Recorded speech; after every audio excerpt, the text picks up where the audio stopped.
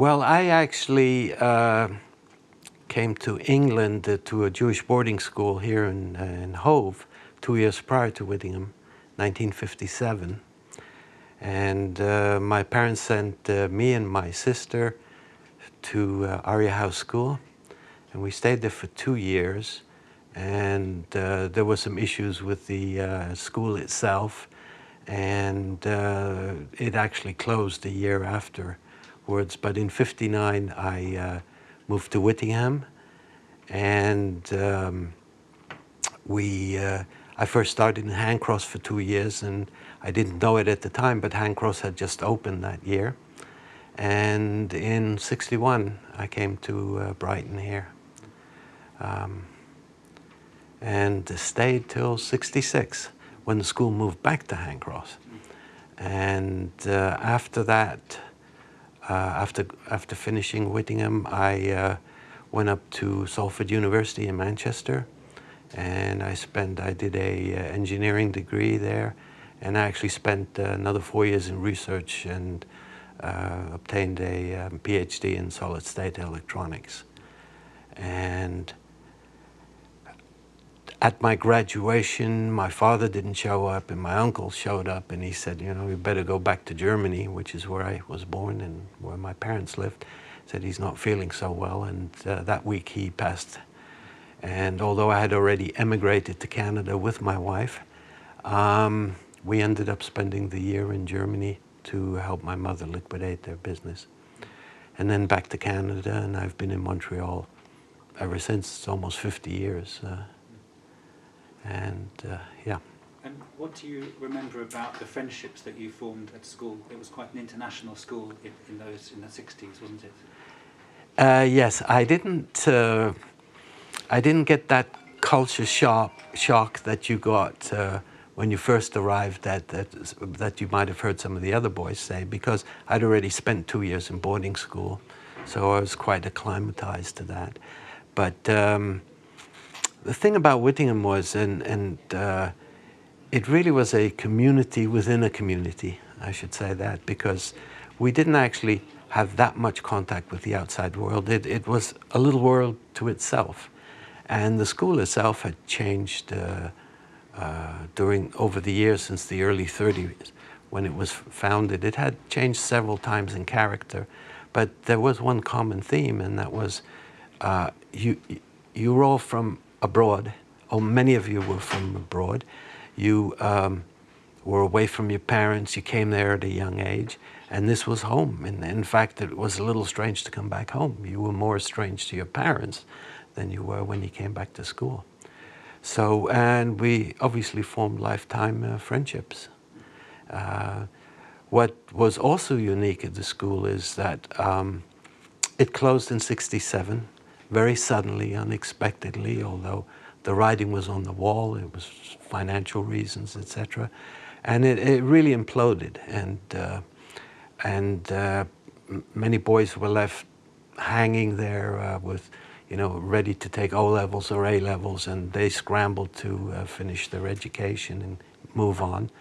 So there was a disconnect for about 10 or 15 years, and then somehow things got together again, and they actually invited Eldon Smith to Israel for a tour, and they had a big reunion there, and that's how this whole thing started. And how did you get involved in this? Yeah, I missed the first reunion, and maybe even the second, but on the third I came up. And what had happened was around whenever the internet started, my son, who was 11 years old, him and his school friend buddy, they got hold of a computer and the new thing, the web, and they started putting funny stuff up. And I saw that, and I had found a box of slides from school, and I thought, hey, this would be a great idea to put some photographs up. So he actually wrote the script for it, and at 11, and it's still the same script that's there today. So you created the website? So basically I created the website, and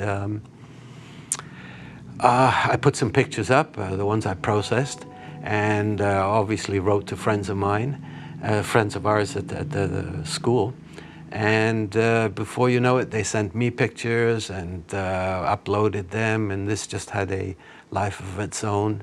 And currently, I've lost count, but I think there are about 6,000 photographs there, spanning from 1930s to 67.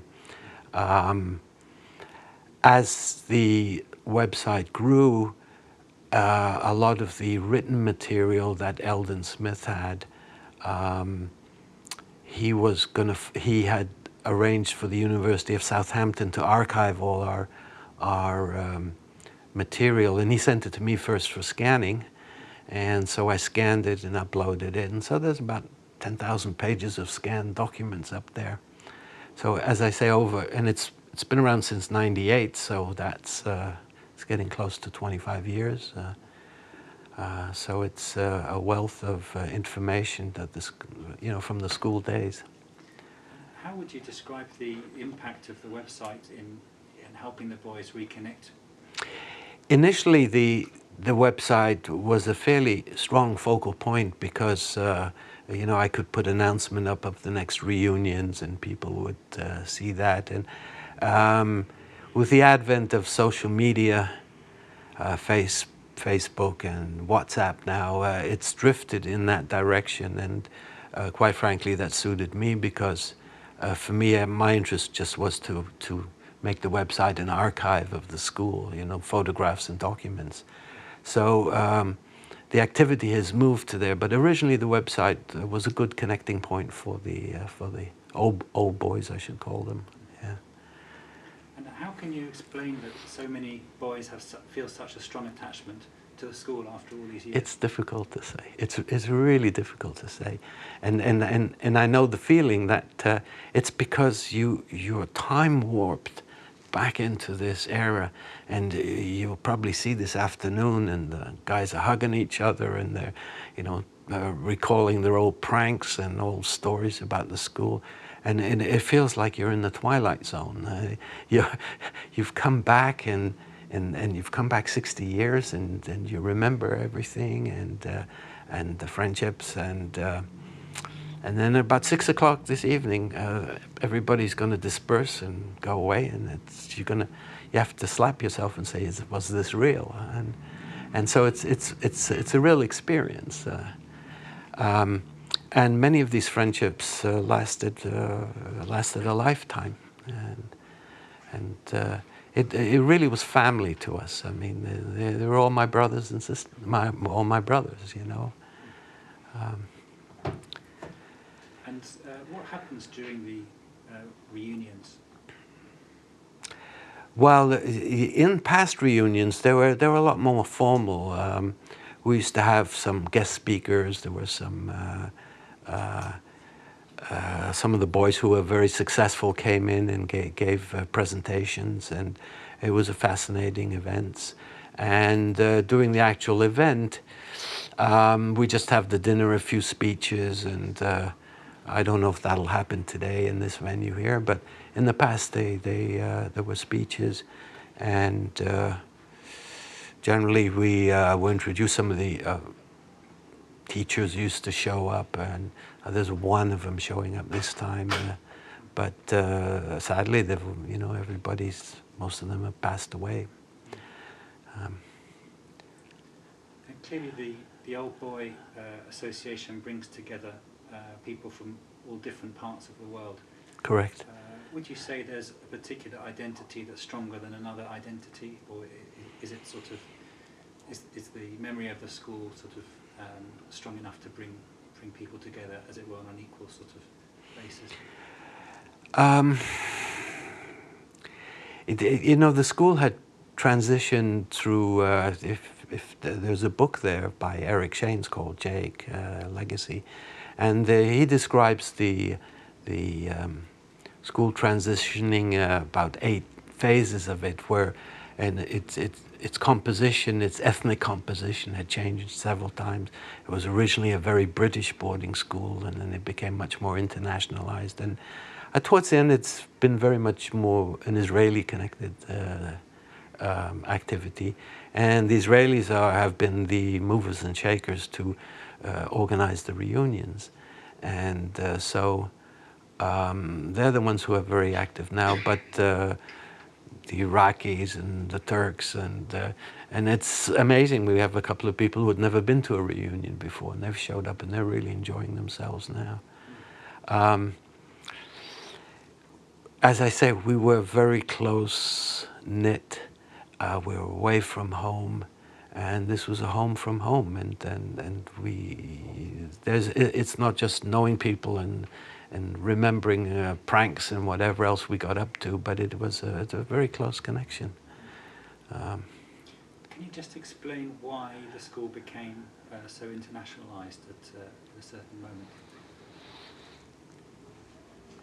For example, in the 30s, I think the answer to your question is international tensions, because in the 30s you had the rising of the Nazi movement and the problems in Europe, and there were the school had a large German or French contingent, you know, who were Belgium, who the parents sent their boys away from potential danger. And some of them survived the war. Their parents didn't, because of that. And after the war, especially after the creation of Israel, a number of the Arab countries had very anti-Jewish feelings and measures. And so you had an influx of Iraqis, as you saw your last speaker, and there was a time now when we had a lot of Persians, and oddly enough, we also had quite a small but sizable contingent of Muslims at the school. Don't know if anybody's mentioned that, but when did they come? That was through my time, etc. And I remember, because during Ramadan, you know, the boys used to have their own dining sessions after sunset, and we once had a Muslim head boy. And basically the reason was that if you were anywhere a devout Muslim and you were considering the dietary problems of sending a boy to a non-Jew, you know, in a Christian school, you would have pork and everything there. Well, we were kosher, and that suited the Muslims very adequately, you know. But it was a time of international tensions, as you mentioned, Jews being expelled from the Middle Yes, East. yeah.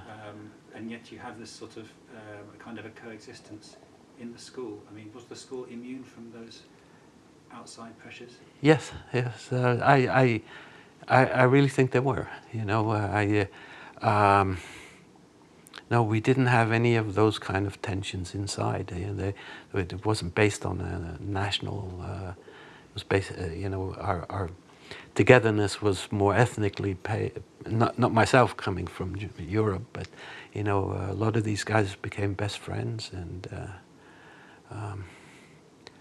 Oddly enough, though, we don't see many of the Muslims now at the reunions. I had some very good friends. Afterwards, we met at university, but lost touch, you know. But I don't think that had anything to do with their. It's just, you know, the school closed, so there was no focal point where you say an old boys' association. That really didn't exist. Prior to that, we had a thing called WOBA, Whittingehame Old Boys Association, and occasionally on speech days, some of the old, I remember Felix Gordon, he was pupil #1, or he claimed that, so he'd come down and give us a lecture on something or other. It was part of this speech day process. But that all disappeared in '67 when the school, you know, imploded. I mean, it was all gone. You know. You mentioned that the school went through these different phases, maybe 8 different sort of periods through the 1930s to the 1960s.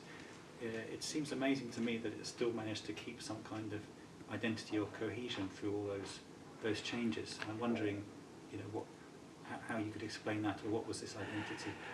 Well, there's several factors. Certainly on the academic side, we had our assistant headmaster was Eldon Smith.